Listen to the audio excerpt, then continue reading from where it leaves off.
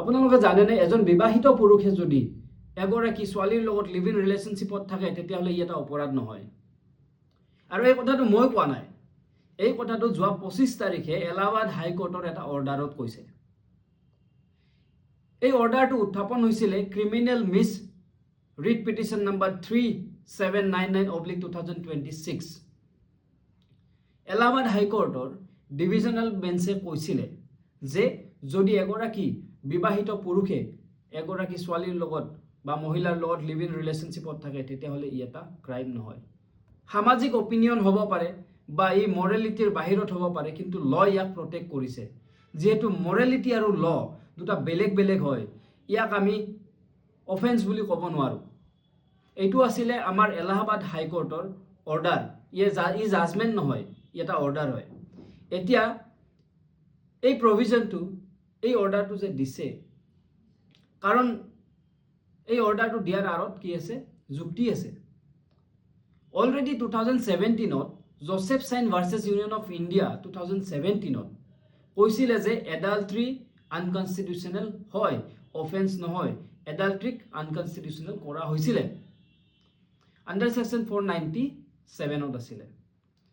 497 আনকনষ্টিটিউচনেল হৈ গ'ল।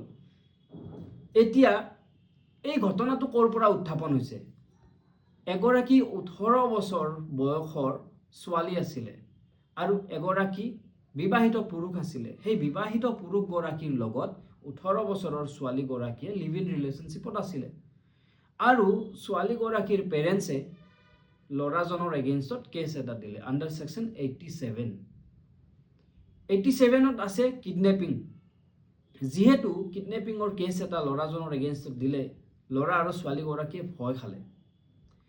ভয় খোৱাৰ পিছত তেওঁলোকে ক্ৰিমিনেল মিছ ৰিট পিটিশ্যনখন এলাহাবাদ হাইকোৰ্টত দিলে।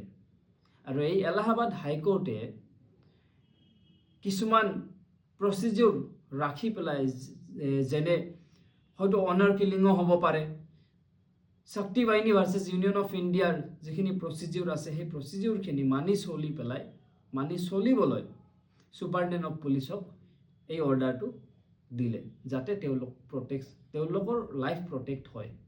এইটোৱে আছিল থুলমূল এই ষ্টৰিটোৰ যোৱাকালিৰ পৰা বহুত এটা হাইকোৰ্ট আছে, যে হাইপ এটা দেখি আছোঁ যে লিভ ইন ৰিলেশ্যনশ্বিপত থাকিলে অফেন্স নহয়। একচুৱেলি এইটো আগৰ পৰাই আছে। Thank U.